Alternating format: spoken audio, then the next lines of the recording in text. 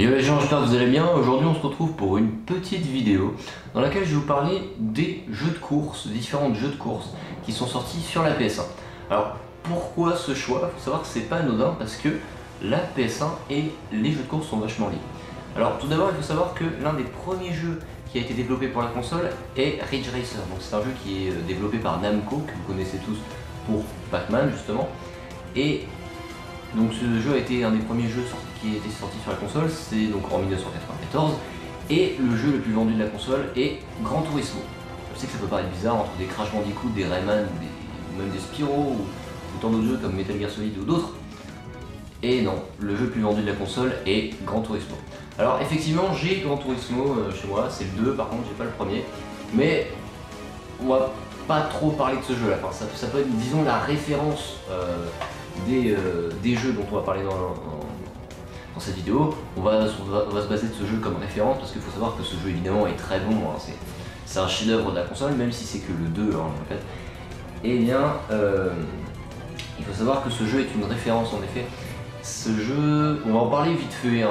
C'est un jeu qui est sorti en 1999 qui est donc la suite du premier Gran Turismo qui est sorti en 1996 et donc ce jeu nous propose ni plus ni moins que de conduire une voiture de course sur des circuits différents. Et en fait ce jeu a la particularité, comparé à d'autres jeux de course basiques comme ceux dont on va parler dans la vidéo, vous pouvez faire une carrière professionnelle. C'est ce qui fait de nos jours l'importance des jeux de course tels Need for Speed ou Gran Turismo, ou même les jeux de course qui sont sortis sur PS4 tels Project Cars ou Drive Club, ou même Forza ou d'autres.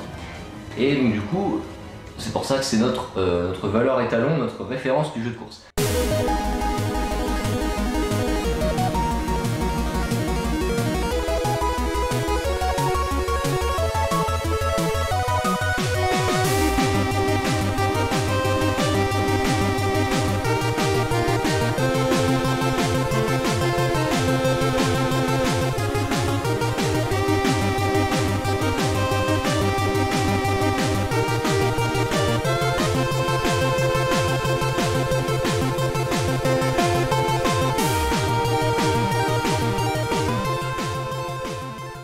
Donc c'est suite à cette intro un petit peu longuée, je vous cache pas qu'on va passer au premier jeu.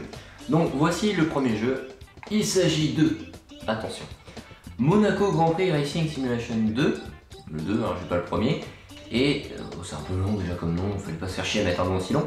Et donc ce jeu a été développé par, surprise, Ubisoft, et aussi en partenariat avec Bridgestone. Donc du coup ce jeu, je vous lis derrière de la boîte, est sorti en 1998.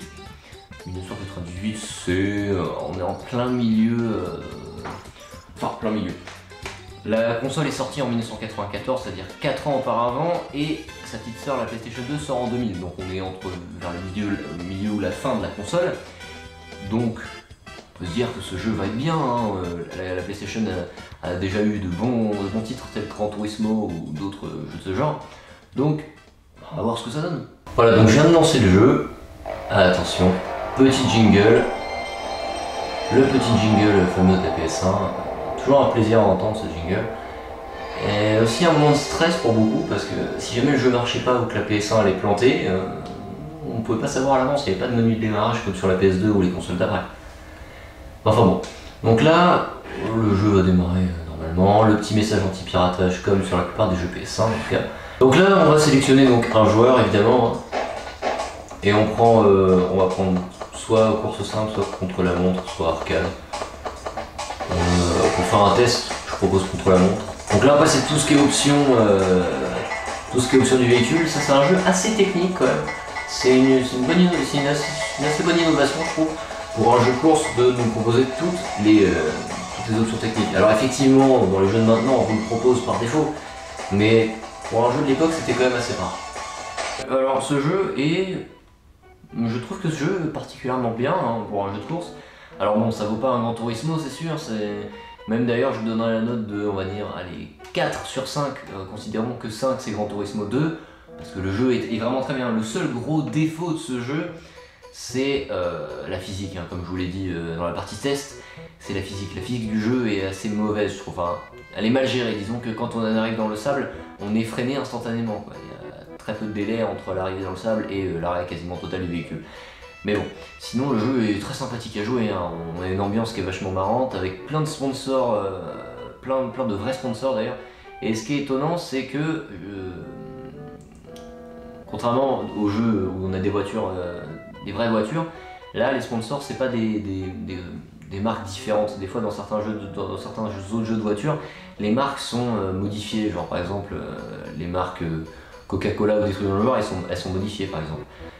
Bien, je viens de faire un placement de produit du coup. Non, plus sérieusement, même si ça peut faire peur parce que sur ce jeu, c'est Ubisoft qui l'a développé. Vous savez, Ubisoft, leur logo c'est un arc-en-ciel, ça peut faire peur, je peux comprendre que ça peut faire peur, ça fait penser à un infogramme et tout ça évidemment. Mais bon, après, vous n'oubliez pas qu'Ubisoft sont quand même les papas de Rayman. Sur la même console, c'était un incontournable, c'est un classique. Si vous n'y avez pas joué d'ailleurs, allez y jouer. Et jouez à ce jeu aussi. Hein, parce que ce jeu il est bien aussi, n'oubliez pas. Bon, c'est bon, vous avez assez profité. Maintenant on va pouvoir passer au deuxième jeu. Et croyez-moi, c'est une purge, une vraie purge. Non, j'exagère un petit peu, je suis un peu méchant. Le jeu est mauvais, oui, il est mauvais. Mais, alors tout d'abord, voilà le jeu. Family Games.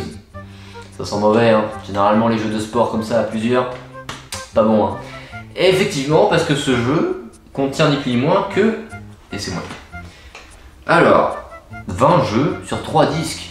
Attention, c'est pas rien. Mais alors qu'est-ce qu'il y a comme jeu dessus, vous allez me demander? Mais on a du poker, on a du casino, et on a même du bridge.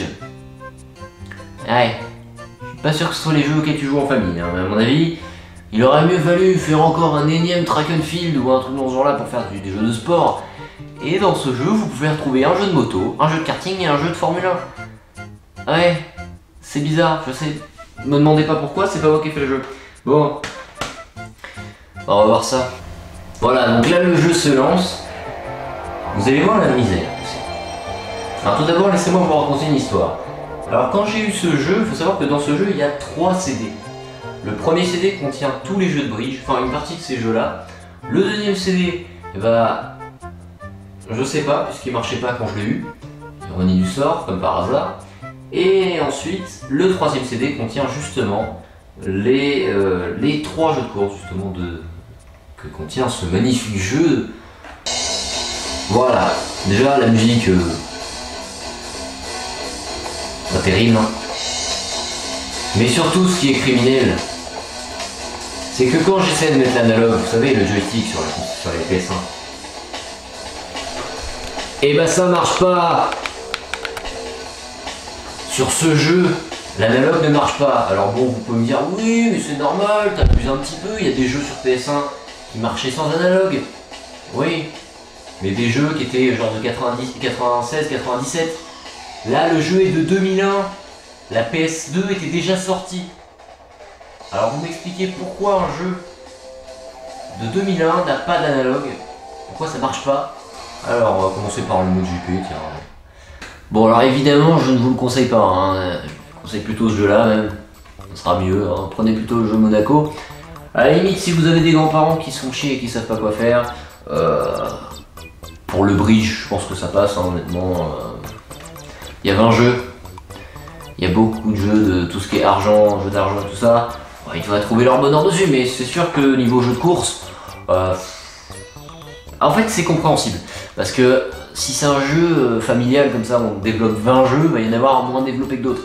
Là on parle quand même de jeux de famille, family games et tout ça. Donc du coup, c'est logiquement les jeux de bridge et tout ça qui sont mieux développés. Et je vous avoue que je les ai testés et j'ai trouvé ça chiant. Mais c'est peut-être parce que j'aime pas le bridge aussi. Ou je sais pas jouer aussi, mais bon bref.